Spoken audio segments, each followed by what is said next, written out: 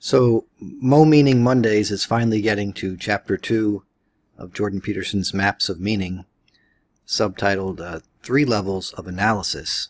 And this got me right away thinking about William Blake, and his sort of three worlds of visions, three visions of the world. One of sight, of vision, and one of memory, which I'll get into later. It also got me thinking as I started reading the first couple of paragraphs, which I will read in this video. It got me thinking of Owen Benjamin, which I sent out a tweet earlier today saying that Owen Benjamin is actually living out what's described in this chapter right before our very eyes. And if you look at your own life, you'll see the different ways that you also have lived this out in your life. I just think it's, in the case of Owen Benjamin, of course it's very public, so everybody has something to say about it. And I've actually been holding back some really good Owen Benjamin videos, funny stuff, some humorous stuff, that I actually spent quite a bit of time on, and I just never released it because I just thought it was sort of piling on to someone who didn't need to be piled onto. So anyway, I'll start reading from Chapter 2 of Maps of Meaning. In my book, it's page 19. Human beings are prepared biologically to respond to anomalous information, to novelty. This instinctive response includes redirection of attention, generation of emotion, fear first, generally speaking, then curiosity, and behavioral compulsion, cessation of ongoing activity first, generally speaking, then active approach and exploration. This pattern of instinctive response drives learning, particularly but not exclusively the learning of appropriate behavior. All such learning takes place or took place originally as a consequence of contact with novelty or anomaly. What is novel is of course dependent on what is known, is necessarily defined in opposition to what is known. Furthermore, what is known is always known conditionally, since human knowledge is necessarily limited. Our conditional knowledge, insofar as that knowledge is relevant for the regulation of emotion, consists of our models of the emotional significance of the present, defined in opposition to an idealized, hypothetical, or fantasized future state. We evaluate the, quote, unbearable present in relationship to the, quote, ideal future. We act to transform where we are into where we would like to be. Just as a side note, this sort of reminded me of a little bit that came up in Adam Friended's discussion about morality with Esther O'Reilly. At some point, the idea of good and evil came up, and well, of course, that would come up in a discussion of morality. But I'm trying to remember exactly how it was phrased. I can't remember the exact words, but I believe Adam sort of was wondering, why did you have to have, if you have a concept of good, why then would you have a concept of evil? Why is it sort of necessarily the case? Or if there's evil, then there's good? Or, why would you think in those terms? I think this paragraph is sort of speaking to that when he says that what is known is necessarily defined in opposition.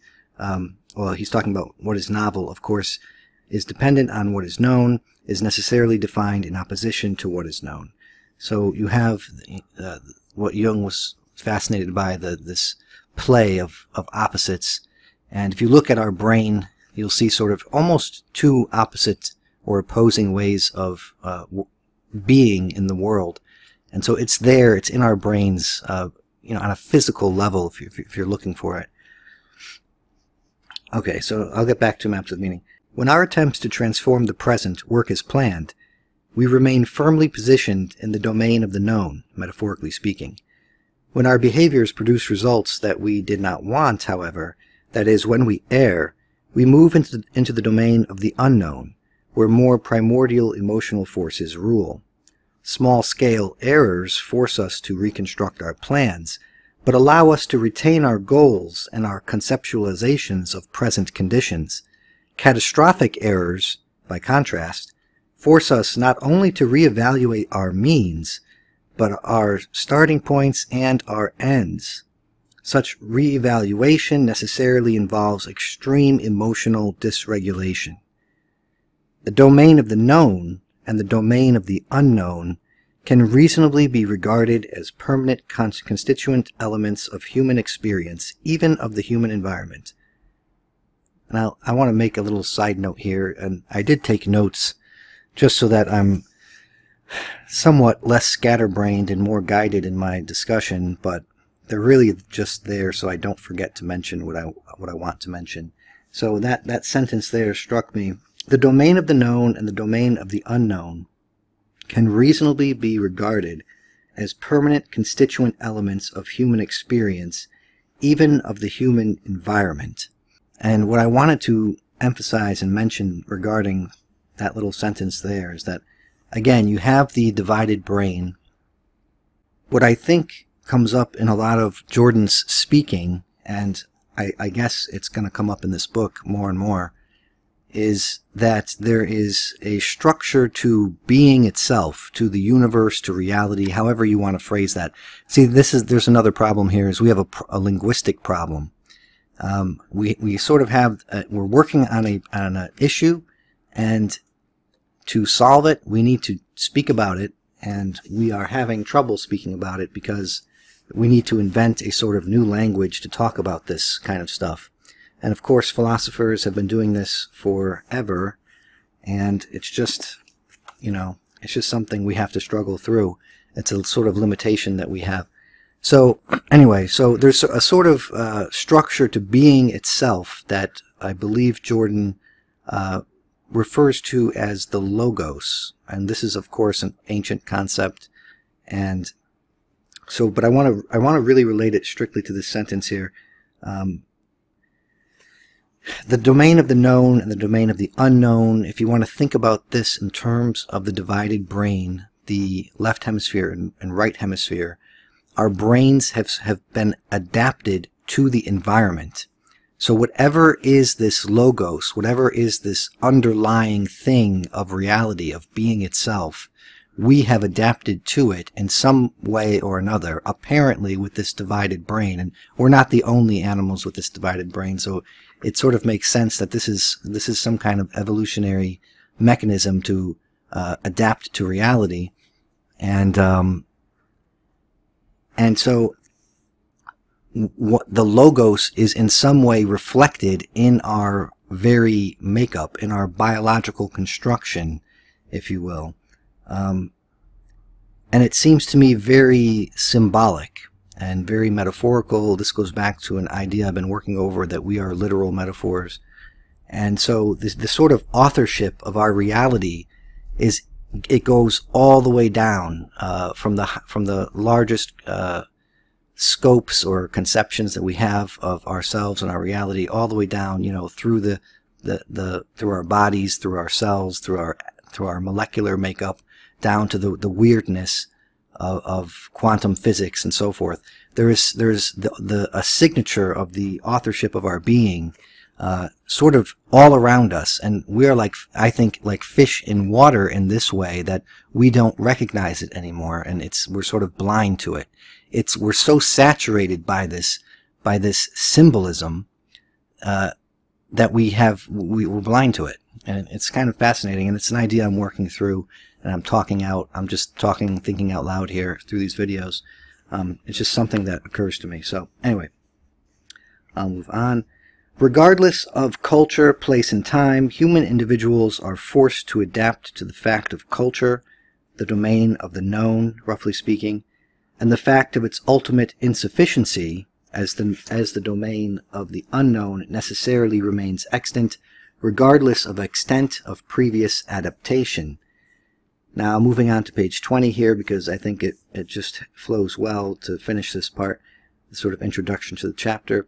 The human brain and the higher animal brain appears, therefore, to have adapted itself to the eternal presence of these two places. That's sort of what I was thinking about in my previous rambling there. The brain has one mode of operation when in explored territory, and another when in unexplored territory. In the unexplored world, caution, expressed in fear and behavioral immobility, initially predominates. but may be superseded by curiosity, expressed in hope, excitement, and above all, in creative exploratory behavior. Creative exploration of the unknown and consequent generation of knowledge is construction or update of patterns of behavior and representation, such that the unknown is transformed from something terrifying and compelling into something beneficial, or at least something irrelevant. The presence of capacity for such creative exploration and knowledge generation may be regarded as the third and final permanent constituent element of human experience, in addition to the domain of the known and unknown. And so I think that's going to get more clear in his next paragraph. Mythological representations of the world, which are representations of reality as a forum for action, portray the dynamic interrelationship between all three constituent elements of human experience: the eternal unknown, nature, metaphorically speaking, creative and destructive, source and destination of all determinate things, is generally ascribed an affectively ambivalent feminine character, as the, quote, mother and eventual, quote, devourer of everyone and everything. The eternal known, in contrast, culture, defined territory, tyrannical and protective, predictable, disciplined and restrictive, cumulative consequence of heroic or exploratory behavior, is typically considered masculine, in contradistinction to Mother Nature.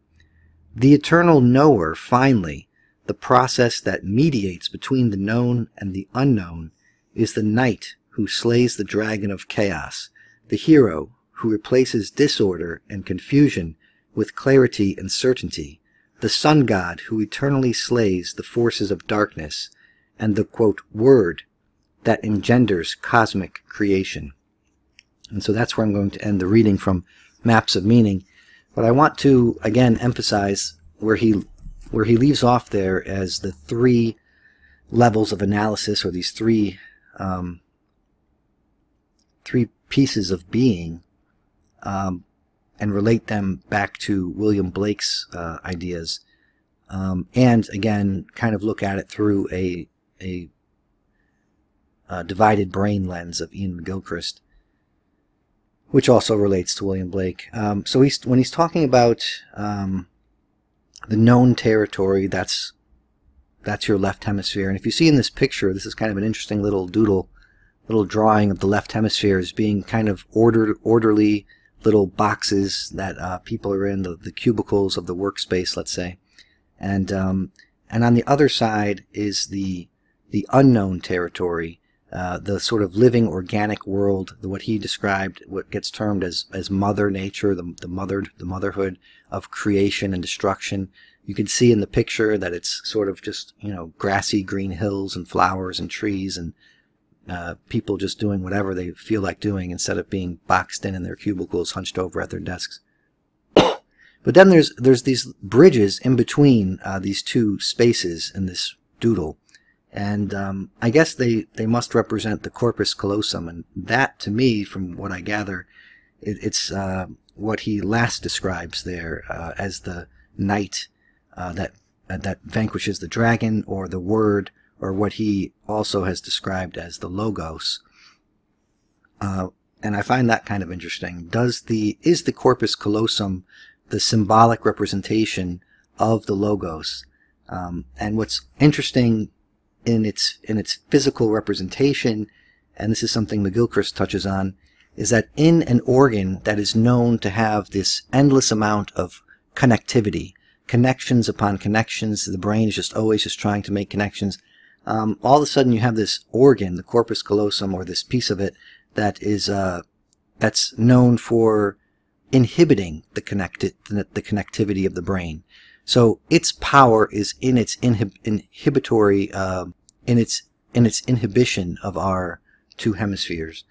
So that, again, now this is sort of like a word association, reminds me of the whole meek shall inherit the earth, and how Jordan Peterson sort of spins that to mean that the meek are the ones who have power, they have a sword, but they keep it sheathed.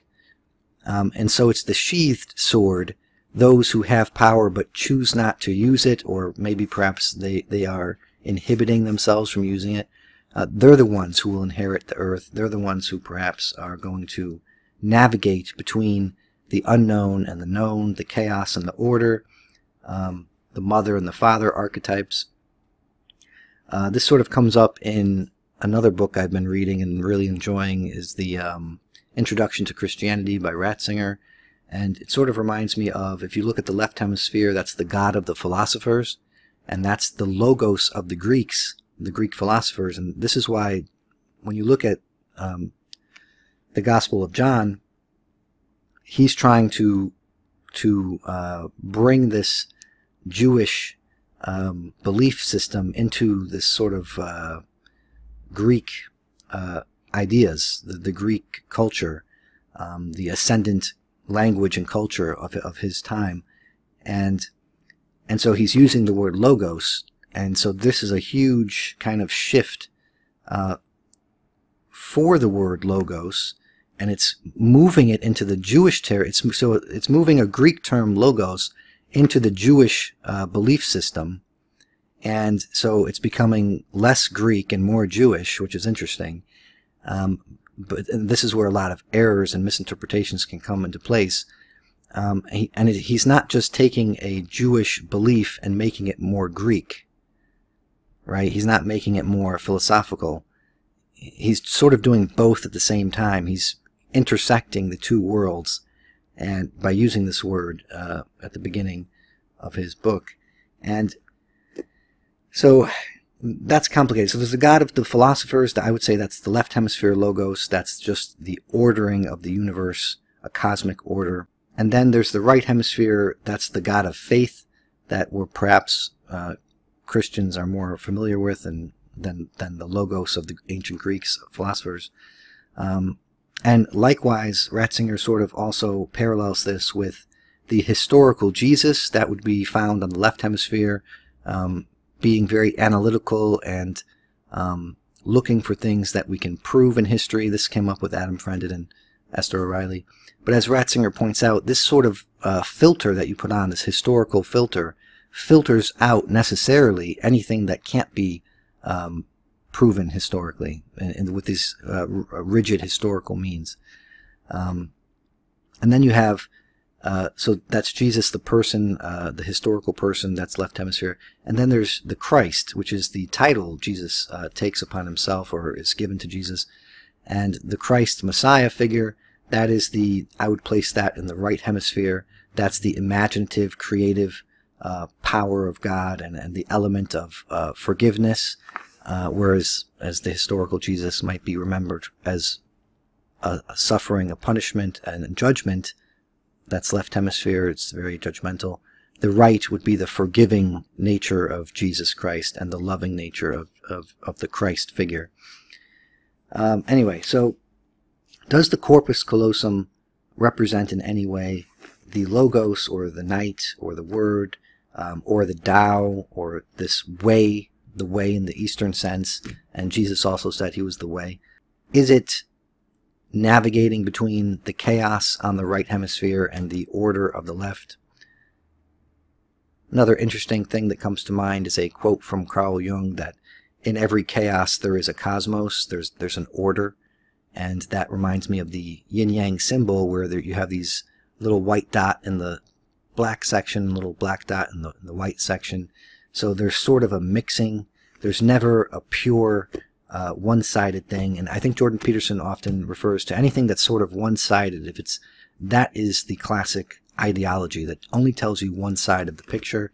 You need a sort of balanced picture. That's why he's focusing on a religion like Christianity, because it gives you this broad, contextualized, balanced picture. What else?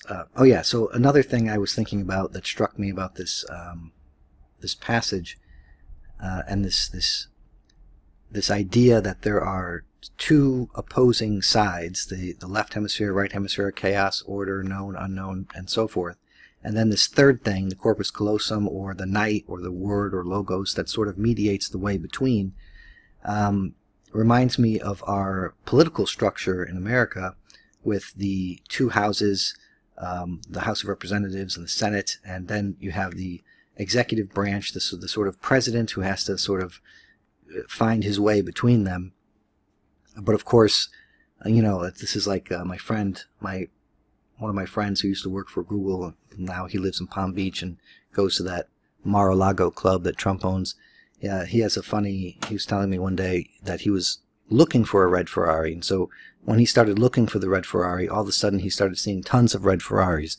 Of course, when you're looking for something in a certain way, you're going to find them in abundance. So since I'm looking for things that fit this sort of structure that Jordan's talking about there, I tend to see it everywhere, even in our political machine, which is kind of ridiculous, I guess.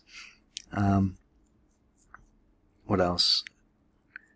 So I just want to end by emphasizing the thing about that Jordan often talks about in freedom of speech, in speech itself, since he did mention that the mediator between the order and the chaos is the creative word. We see this in the Bible when God speaks the universe into existence using a creative word. What's interesting here is, and what's related to this passage, and it's related to William Blake and Ian McGilchrist and Roderick Tweedy. Jordan often says, you know, say what makes you feel strong instead of what makes you feel weak. And he says this is what I didn't quite understand before, and what seems to be more salient to me now, is that there are sort of embodied feelings, sensations that orient us towards meaning.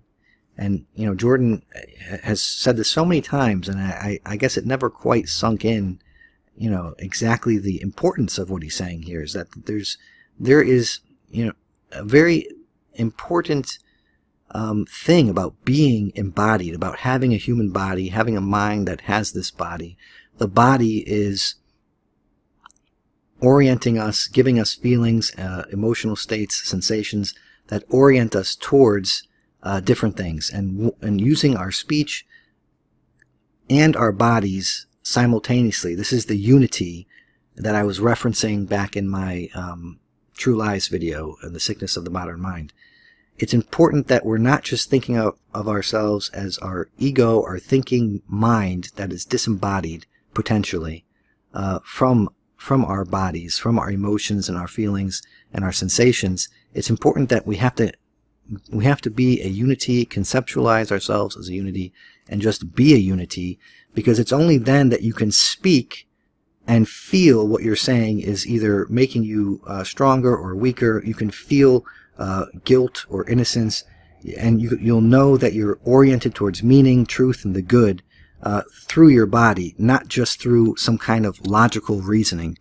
And I noticed that, and this is how some conversations can get off track when they're talking about morality and religion and so forth. They go super philosophical, super left hemisphere, and they leave out the body. They have a disembodied mind, and that just goes down a rabbit hole, and you're never going to get out of there. And it's just it's a never-ending argument, and it's a maze, a labyrinth that we're meant to get lost in, and it's sort of a trap. So I would say, in those conversations about morality and religion, Jordan brings up this creative speech and how it makes you feel, this unity of mind and body, and how that is able to orient us towards the good, towards truth, and towards meaning particularly. And again, the speech is sort of a left hemisphere operation, and the feeling of meaning is I want to emphasize, sort of the right hemisphere embodied self. And again, this video series is kind of interesting to do because I expect I'm talking to people who watch a lot of my videos, and so when I was doing the True Lies video, I was trying to speak, this is a difficulty with those types of videos, to a general audience, to people who randomly click on the video, and also to an audience who probably is following Jordan Peterson and following Vanderklay and following some of my stuff, perhaps my Maps of Meaning series, perhaps my Fearful Symmetry series. So if you did not see the True Lies video yet, check it out, because a lot of this stuff also comes up there in terms of the whole left brain, right brain stuff. And I think it's very important in understanding maps of meaning and Jordan Peterson in general. So that's why I'm kind of going headlong into it, full force. There's a whole other section I just noticed in my notes.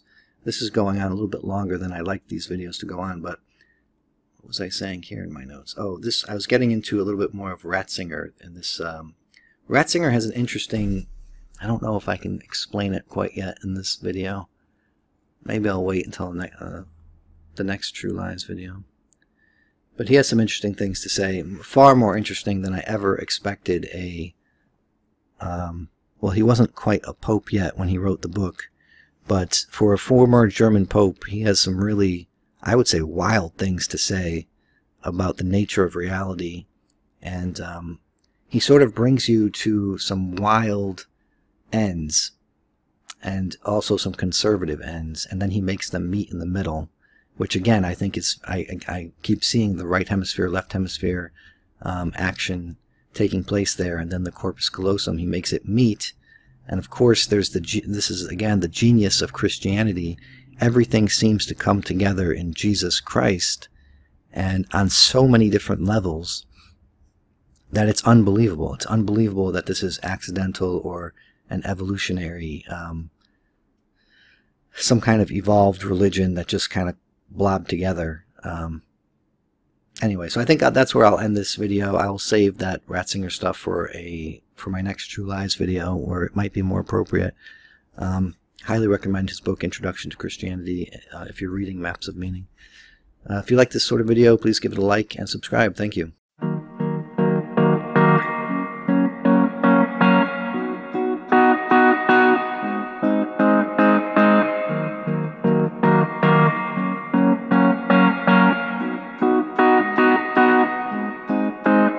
I saw him in the mirror and I turned around to find the man I have been looking for many years in time. I put the glasses back, I had to try it on before, and felt the veil of pressing darkness start to fall.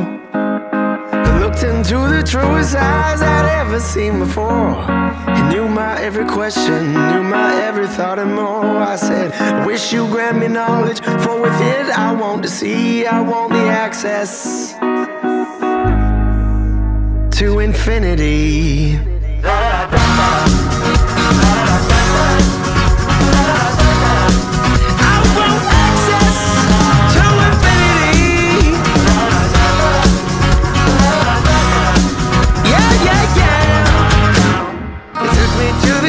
To a place I'd never find if you asked me to show it to you. It's only colors in my mind, but Harry quickly warned me of the danger on my way, and what he said to me next I can't recall.